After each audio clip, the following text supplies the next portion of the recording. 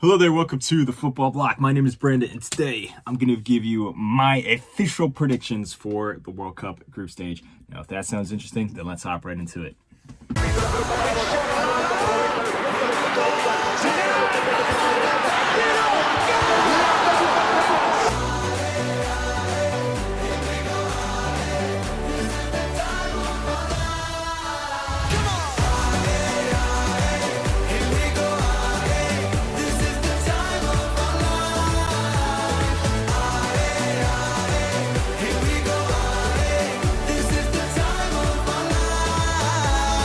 So the World Cup is only a few weeks away. It's crazy. I am so hype. I cannot wait. And a few months ago, I did early World Cup predictions where I went through the brackets, I went through the group stage, and then I went through the World Cup round of 16, quarterfinals, semifinals, etc.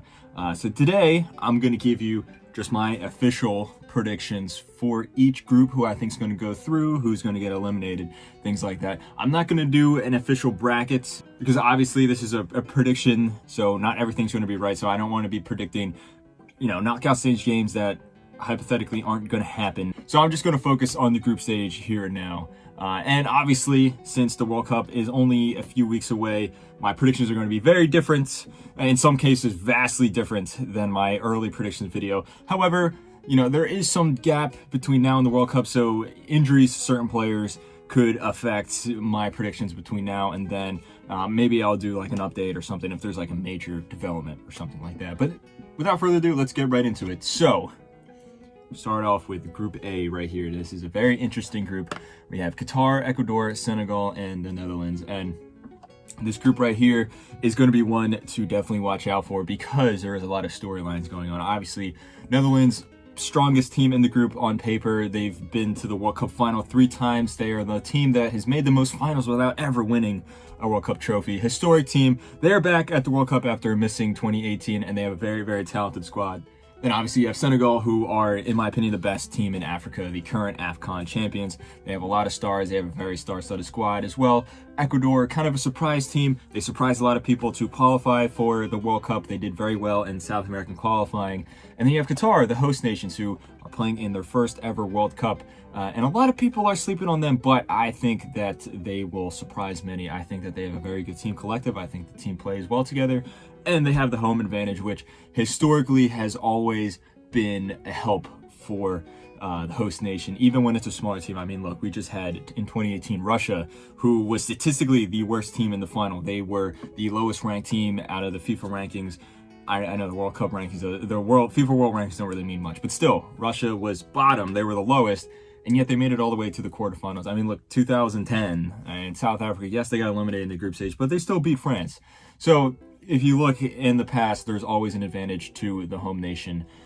But when you compare these two teams here, it is very sad that only 2 of these teams can go through, as I think each 4 of these teams are good teams.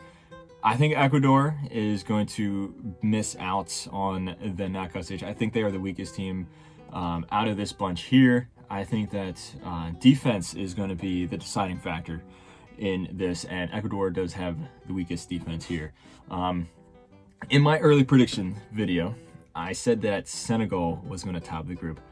I am going to go back on that decision because Senegal has a star-studded team, especially for an African nation. They have a lot of very strong players, a very deep squad. However, their defense is a little lacking, especially in the fullback position. They've had some serious injuries to their defenders. They're going to be missing some players. And form also is an important factor as well. Koulibaly, who's going to be the glue that holds together the Senegalese defense, is not in the best of form for Chelsea. He's been kind of up and down. Mendy as well. And that is, a cause for concern. So, I don't have them topping the group anymore. Netherlands, on the other hand, I had them finishing in 3rd place. I had them as one of the shock exit of the World Cup, as there always is one. I am going to reverse that decision again, just because the Netherlands has been in amazing form. They are 10 matches unbeaten. They've completely wiped the floor with their Nations League group. They, destroyed their neighbor Belgium, and they beat them 4-1, and then they beat them again. They beat Poland. They beat Wales as well. They played some really, really good football. And then you look at their players. Some of their players are in amazing form. And overall, they just have a very strong, star-studded squad. So I'm going to go ahead and put Netherlands as the top team in Group A. Now, joining them, this is going to be controversial. I'm going to say Qatar. Go with them. And like I said before, talking about the home advantage, Qatar has the home advantage behind them. They're going to have the entire country supporting them, as well as a lot of fans all across the Middle East. And also, you have to address the elephant in the room. Maybe the referees are going to give Qatar a little bit of slack. I'm not saying that it's a definite, but you can't rule out that possibility. And then also on the field, like you talk about this team, you have to give some respect to Qatar. They've played in the Gold Cup. They played in the Copa America. They played in the Asian Cup and the Arab Cup. They won the Asian Cup. They crushed everyone in Asia. They're the best team in Asia in 2019, at least. They got third place at the Arab Cup, which was hosted in Qatar last year, and they didn't do too well in the Copa America. They got eliminated in the group stage, but they were a competitive team. They didn't get blown out, and then they were so close to making the Gold Cup final. They lost to the U.S., but they outplayed the U.S., and it was very, very close. There was a possibility that Qatar would have been in the final against Mexico, and I think they probably would have beaten Mexico, meaning Qatar would have won the Gold Cup, which is crazy. So this team, they have a very, very strong collective. You look at a guy like Amouez Ali or Akram Afif, they have a very strong unit, a strong system. They play together well. They've been playing together for the past decade or something. Hassan El Haidos is a great captain for this team. It's a very balanced team. They all play in the Qatari league, so they all know each other very well. And I don't think that they're going to be crushing teams left and right, but I think they will have enough just to squeak through. And unfortunately, I think Senegal finishes in third, and then Ecuador in fourth. All right, so now let's go on to Group B, where we have England, Iran, the United States, my team, and Wales. This is an interesting group as well, although I think it is very clear that England is by far the best team here. And I'm just going to go ahead and say they top the group. Now, England, I think they're not getting the best out of their squad. I think Gareth Southgate is not the best guy for the job. I don't think he's a terrible manager. I just don't think he's the right guy for the job. He keeps trying to focus on pragmatism and a defensive approach, which is not inherently a bad concept. I think that could work for a lot of teams, but it doesn't work for England in the sense that he's not getting the best out of their attacking players. They have such a star-studded attacking lineup, and I don't think he's getting the best out of them. That being said, the talent gap is crazy here. I don't think England's going to be crushing teams. I don't think they're going to be dropping 4 or 5 goals here. They could. I don't think they will. But still, their defense is way too strong. You saw how they performed at the Euros. They didn't really dazzle the field, but they're very strong, very resolute, very hard to play against. And they didn't concede a single goal up until the semifinals. They only conceded 2 goals in the entire tournament. Now, I don't think their defense is going to be as strong this time around, but still, there is not enough from any of these 3 other teams to really kind of upset England or knock them off the top. Second place is going to be a huge fight between these 3 teams, though. I think each 3 of these teams has a realistic chance of making it to the knockout stage. You look at Iran, a very strong team collective, strong defense as well. They are, you can make an argument the best team in Asia. Mehdi Taremi as well is a wonderful striker. He's been scoring lots of goals in the Champions League and in the Portuguese League for Porto. You look at USA, I think out of all these teams, just on a talent scale, they are the second best team in the group, but they have some weaknesses. Obviously, they have no experience in the World Cup. You look at our squad, DeAndre Yedlin, if he goes, will be the only guy that has played at a World Cup before. Also, even more crucially, I don't think Greg Berhalter is the right guy for the job. I don't think he's a great manager. Again, not a bad manager, but the U.S. could be doing so much better. He makes a lot of erratic decisions. He's good for the team in the sense that he can motivate these guys. He can, in big games, he can bring out a lot of that fighting spirit, which is the USA has lacked recently. But tactically, he makes a lot of very strange decisions, puts out some weird formations, has some weird preferences for players. So that's a possible detriment there. And then Wales, Wales has some stars. I mean, you look at a guy like Gareth Bale, obviously, or Ben Davies, or even someone like Joe Allen, but still, the squad is not very deep. I think this is a very, very weak squad, especially compared to all the other European teams going to the World Cup. So it's going to come down to moments of individual brilliance. Now, you look at a team like Wales, that could benefit them.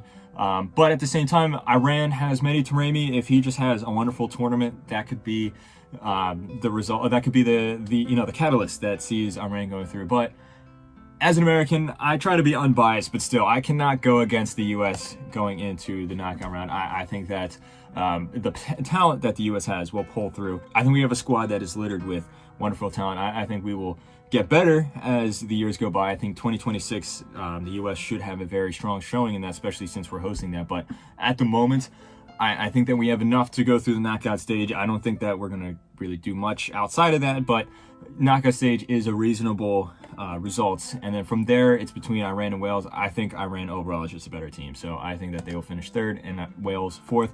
I don't think that Wales is going to get absolutely blown out. But I think that if they were in a different group, like maybe if Wales was in Group E here with Spain and Germany, you would see Wales losing 5-1, 6-1, things like that. But none of these teams have the capability to do that or just the impetus to do that. Because, England is not a team that likes to drop loads and loads of goals. So I think that Wales benefits from that, and they'll make it interesting. This will be a very, very tight group, at least for second place. All right, so now let's move on to Group C, and then we have Argentina, Saudi Arabia, Mexico, and Poland. I think there's a very similar case here with Argentina. I think Argentina are clearly the best team in this group, and arguably, in my opinion, the best team in the entire world. This team is just completely stacked. I think this is the best Argentine team I have ever seen. Yes, it might not be the most talented. I think, maybe the team in 2010 or 2006 had more talented players, but still, none of these teams had the team collective that they have now. This is just absolutely the best team that I've ever seen from Argentina. You look at the manager, to the well-rounded defense, to the form that Messi's in. I think it is very clear that Argentina will top this group, and I expect much of them from this World Cup. Now, second place is very similar to Group B, where I think each of these teams has a reasonable chance of making it to the knockout stage. Saudi Arabia, they play a very attractive style of football. They play very well.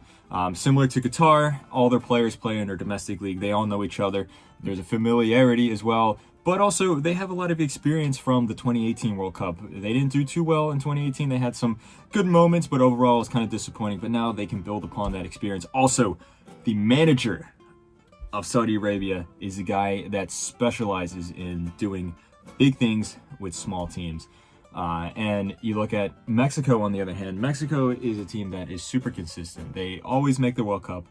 They always do great in the knockouts, or in the group stage, and then falter at the round of 16. It is like clockwork. This happens every single time. Poland is a team that actually has a lot of rich World Cup history, but as of late, they haven't been that strong. Still, they have some very, very strong stars. You look at Lewandowski or Peter Zielinski as well. And there's some other talented players as well throughout the team. So I think this is going to be very tough.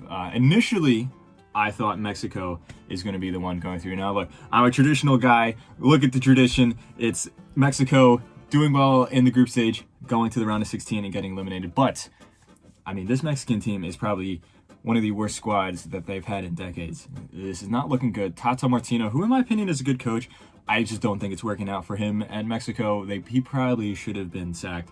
There's some doubts in major positions. I think that defense is incredibly lacking.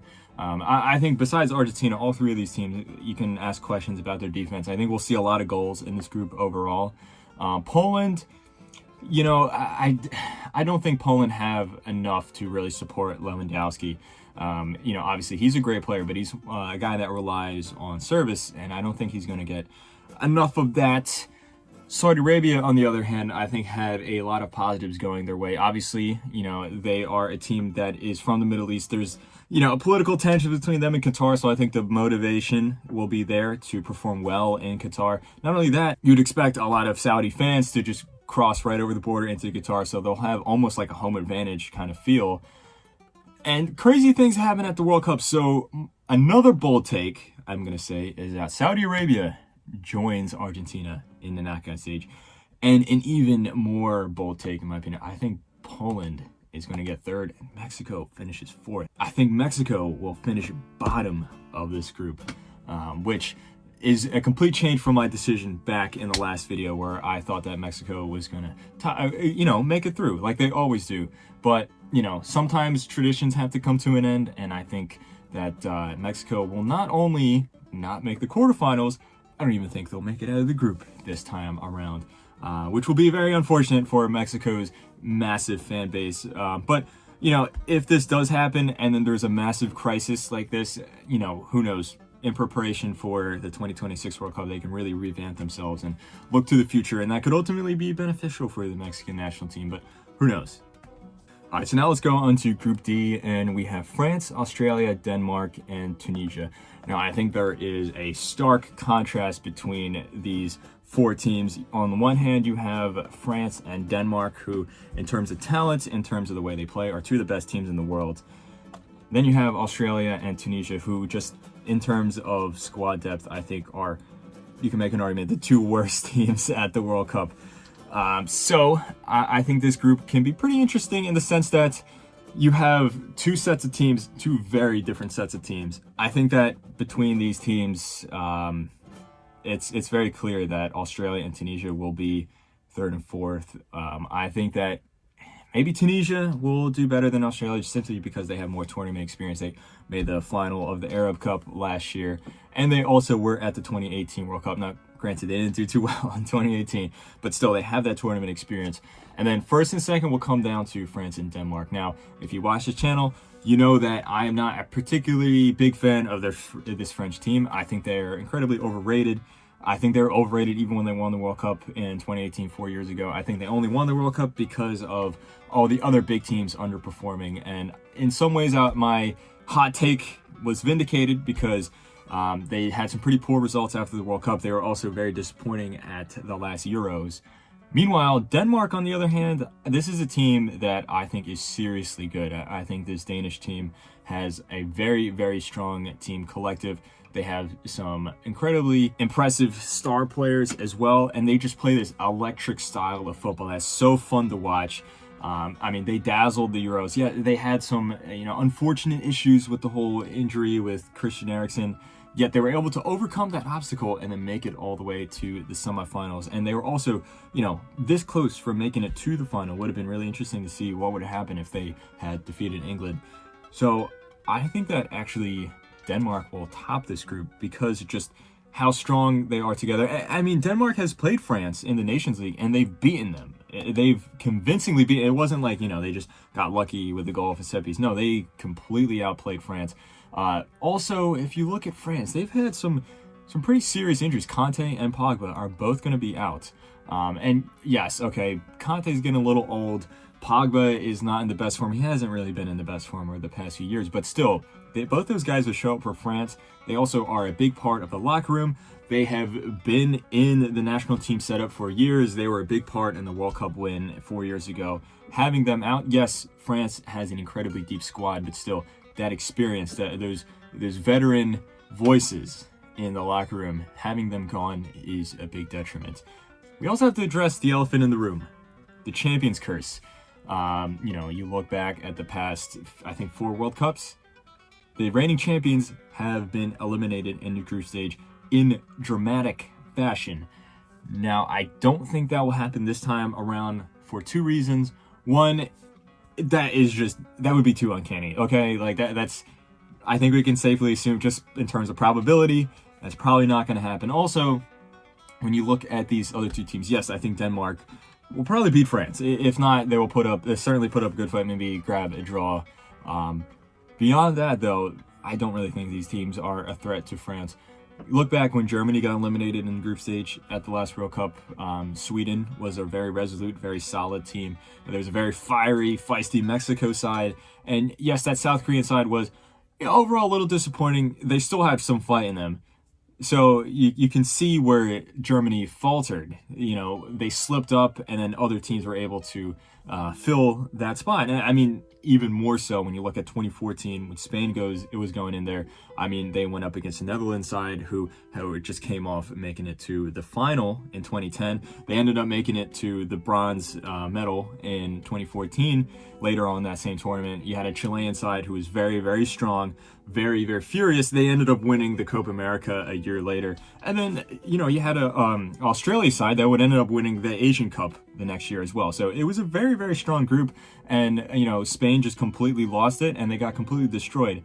Like I said, in this group, Denmark is a good team, but Australia and Tunisia are not very good teams. No disrespect to anyone from Australia or Tunisia, but I don't think that they really have enough to cause France to really fall to here. Now, I don't think France is, really going to dominate these games, but it's not enough for them to be eliminated in the group stage. So I'm going to say that they go through in second, and then, as I said before, Australia finishes bottom underneath Tunisia. Okay, so now let's move on to the other side of the bracket. We have Group E, and we have a group consisting of Spain, Costa Rica, Germany, and Japan. Obviously, all eyes will be on that Spain and Germany match. It'll also look to determine who tops this group, because I think we can safely assume Spain and Germany are two teams going into the knockout round here. Now, obviously, crazy things happen at the World Cup. I think Japan may be a strong team. I think, this Japanese team, I didn't really expect much of them, and I didn't really read much into this team when I was doing the early predictions.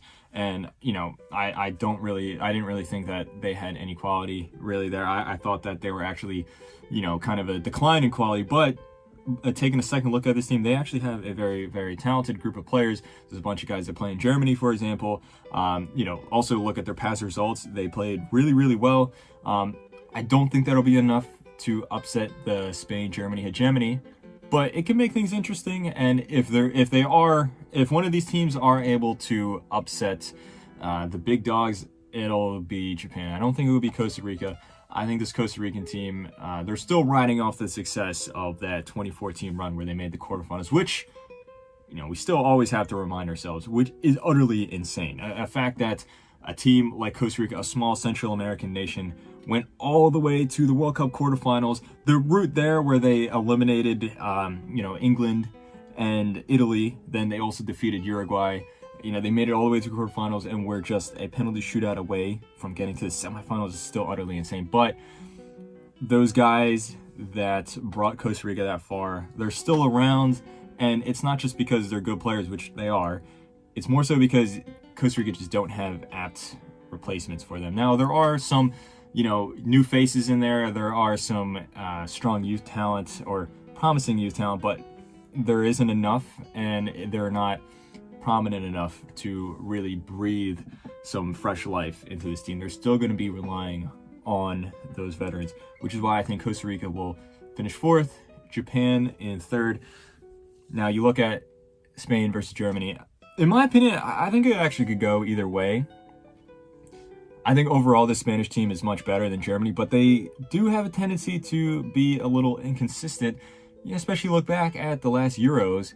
Yes, they made it all the way to the semifinals. I thought they had some great performances, but they faltered in the group stage. They actually finished second in the group stage behind Sweden, and obviously Germany is much better than Sweden.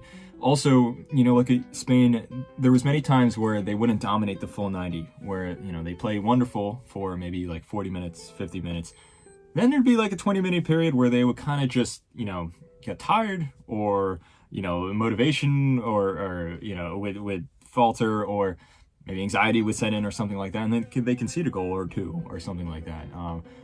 Still, though, you just look at the strength of this midfield. You just look at a guy like Pedri, like a guy like Gavi.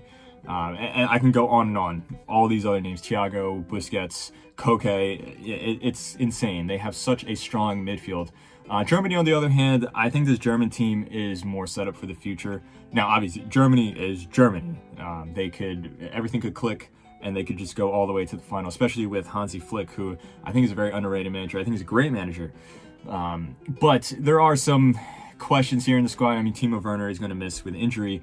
And because of that, and even if he was there, there's still questions about who's going to play center forward. There's also questions about who's going to be on the fullbacks, as they have decent fullbacks, but not world class. It's not really comparable to the rest of the team. And then there's some guys that aren't in the best form, and look at a guy like Kai Havertz, for example. So I don't think that Germany has it in them to win the World Cup this time around. I still think they will be a serious team, and specifically to the group stage, I'm gonna go with Spain. I think Spain will top the group. I think that they'll slightly get the better of Germany. It won't be easy, but from there on, Germany in second, and then, like I said before, Japan in third, Costa Rica fourth. All right, so now let's move on to Group F, and in my opinion, this is the most interesting group out of all the groups here. Now, again, every single one of these groups is probably going to produce wonderful games, some great moments, things like that, but this group is the most interesting because it is the most unpredictable. You look at these 4 teams, I think each of them have a realistic chance of making it to the knockout stage, and on the other side, each of them have a realistic chance of getting eliminated. Belgium, by far, are the most talented team in the group, but this Belgian team does have a tendency to fall below expectations. They've had a golden generation for, maybe the past decade, maybe a little under a decade, and yet they've had 0 trophies to show for, unless you count, the bronze match at the last World Cup. But even still, yes, they made it all the way to the semifinals. They ended up winning that 3rd place match, but you would think that if Belgium was going to win the World Cup or win a major trophy, that was it. And I still think that they were a little disappointing in some of their games.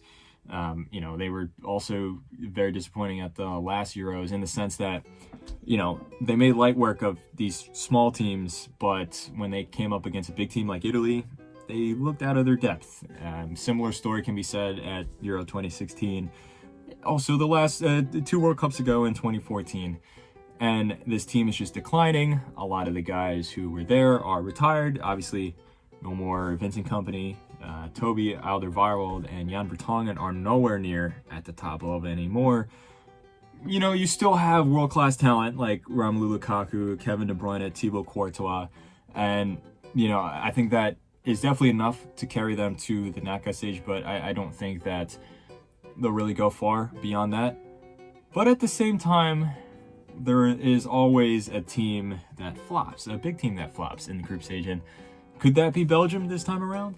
Now, Canada is a team that I don't really know what to expect from, because in CONCACAF, they completely dominated. They were easily the best team in the Confederation. They destroyed everyone, including the USA, funnily enough.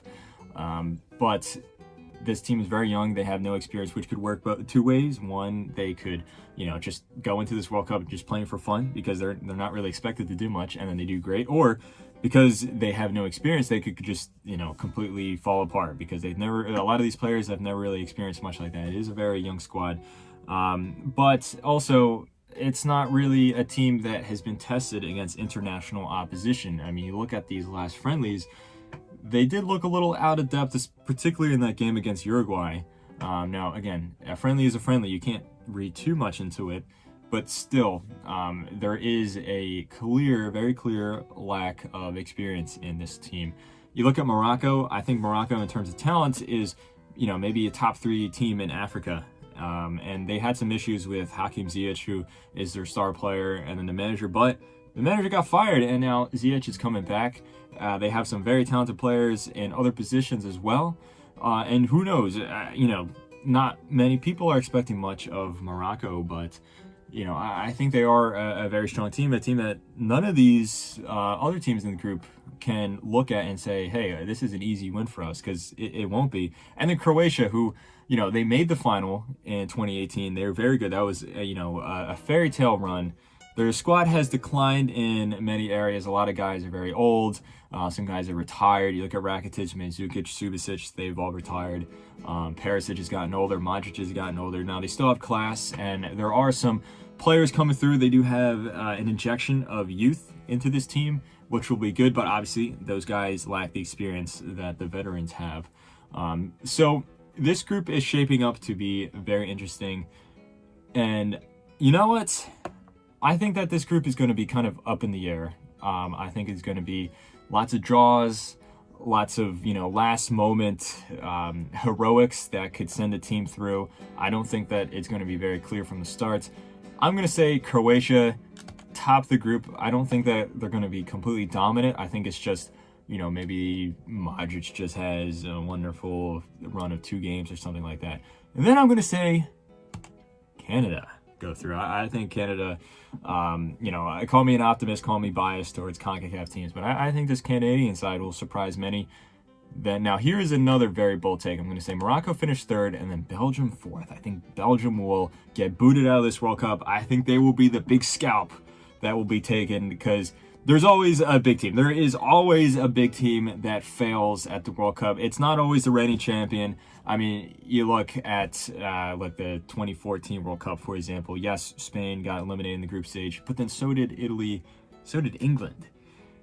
And you look at 2018 World Cup, yes, Germany got eliminated, and Argentina was this close from being eliminated in the group stage as well. So, yes, I think that Belgium will be that team this time around. But like I said, I don't think it's going to be, a very clear distinction between each team. I think it's going to be very close. I think there's going to be lots of draws, and just moments of brilliance are going to decide which team goes through and which doesn't. I predicted the same thing for my early predictions, if I remember correctly. I know that I had Belgium going out and Croatia top in the group, and in this case I'm going to stick by that early prediction. All right, now we have Group G with Brazil, Serbia, Switzerland, and Cameroon. Now, I think it's very clear that Brazil is by far the best team in this group. I think out of all the big teams, Brazil probably got the easiest group. Not to say that this group is easy, but there's a clear gap between them and the rest. This Brazilian team, if not for Argentina, would be my absolute favorite. I think that they are completely stacked. World-class player in every position for the most part. Neymar is in wonderful form. So is Rafinha. So is Vinicius Jr. So is Gabriel Jesus. So is Casemiro. So is Marquinhos. So is Alisson. So is Ederson. Like, you should just go on. This team is too good.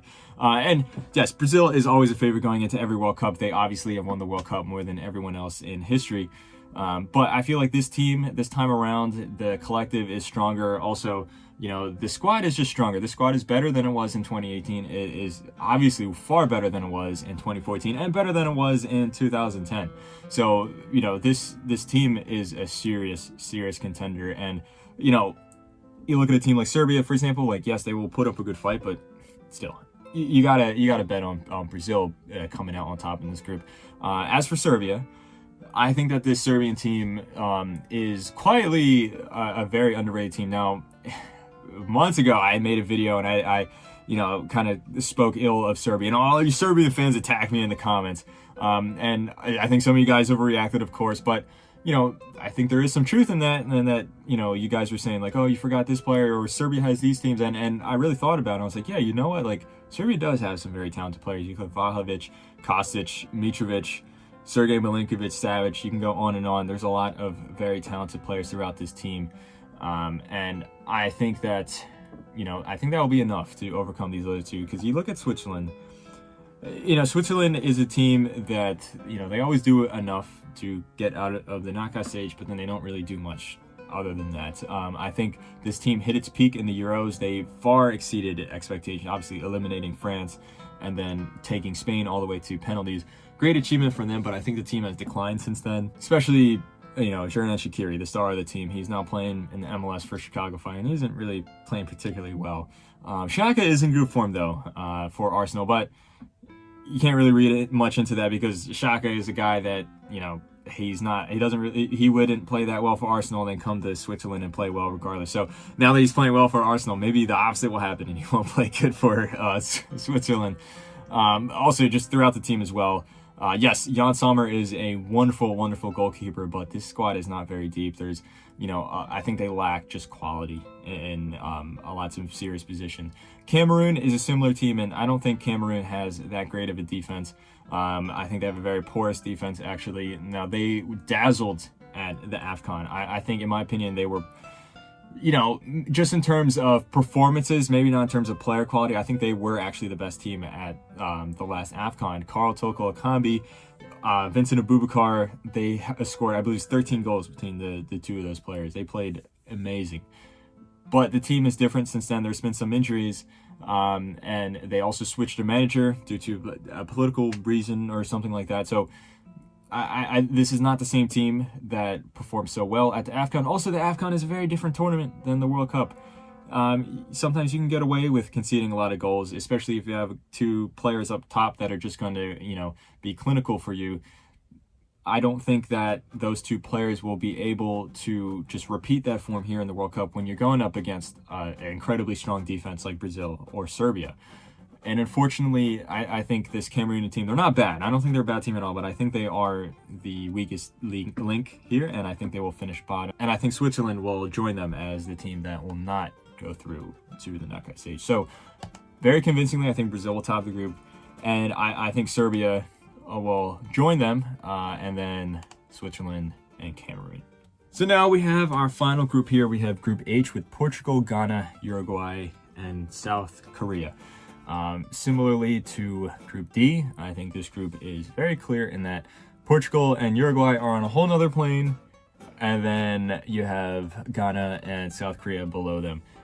Initially, I said that Ghana was the weakest team to make it to the World Cup. However, they have gone on a spending spree. They've acted like a club team, and they've signed a bunch of players. They've gotten a bunch of Ghanaian players or foreign players of Ghanaian descent to declare nationality for Ghana and come to the World Cup. And Iñaki Williams is, I think, the most prominent of those examples. Now, I'm not criticizing that. I think Ghana, they recognize that their team is very lacking, and they went about that in a great way. And credit to them, because I think that's I think it was a masterful decision for them to do that. However, there is a possibility that it doesn't work on the field because these guys haven't really been part of the national team setup for that long. There might be a language difference, a cultural difference as well. So it could work out well, but it also could kind of just fall flat on its face. South Korea is a team that has a few good stars here and there, but it's very obviously a Son Heung-min show. Like, he is the crux of this team. He is the complete center of this team. And I think for Korea to have a good tournament, Son himself will have to have an amazing tournament. There are some questions about him, though, as he got a face injury recently, and it looks like he will be able to make the World Cup. There's a possibility that he misses it, but even if he makes it, I don't think he'll be in top physical condition, and I think that will be to the detriment of South Korea. Now, first and second spot, I think, are very clearly between Portugal and Uruguay. And in my last video, I had Uruguay pretty emphatically topping this group, as this Uruguayan team, I think, is very, very good, very well-rounded.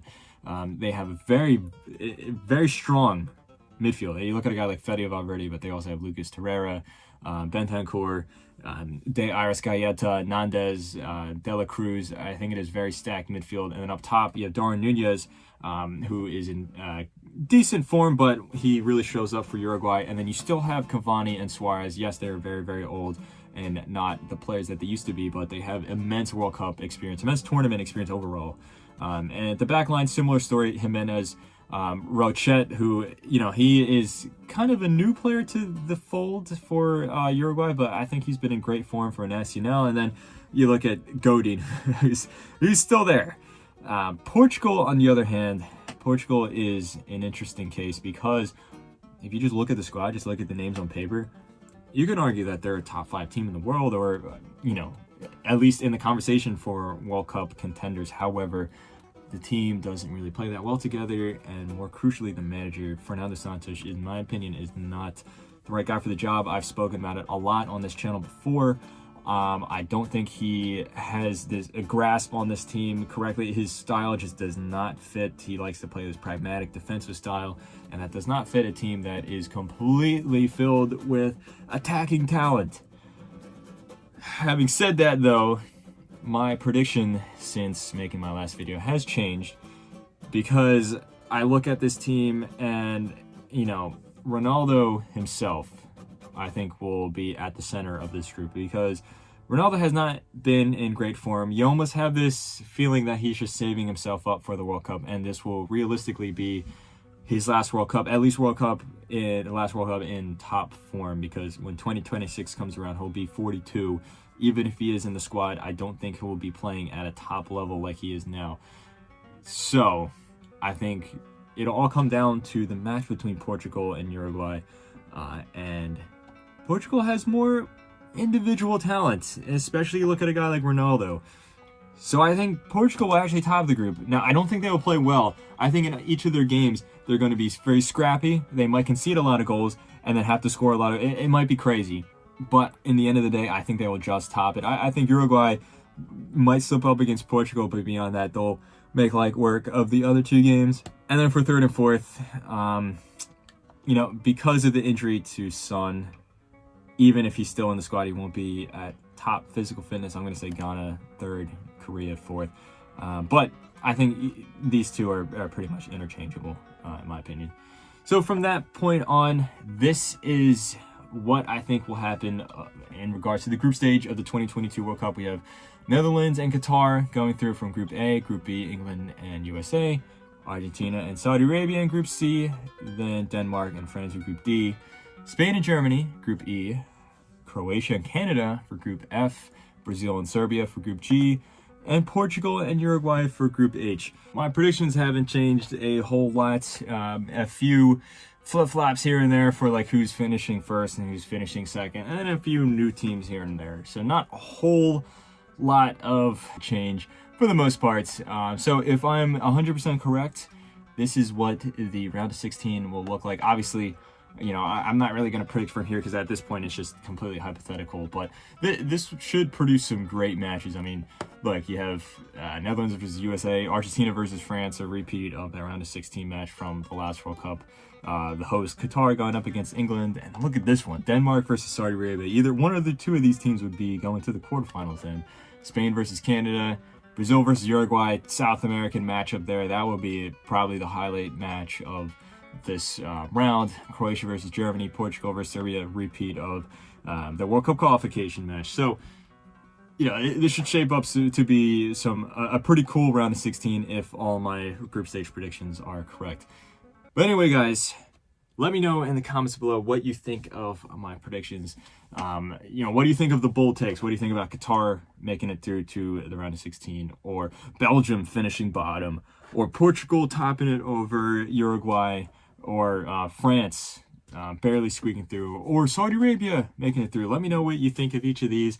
Let me know what your bold takes are, and let me know what you think of the group stage in general. And don't forget to like, comment, and subscribe. Share this video with a friend. My name is Brandon. This has been the Football Bloc. Hope you guys have a nice rest of your night.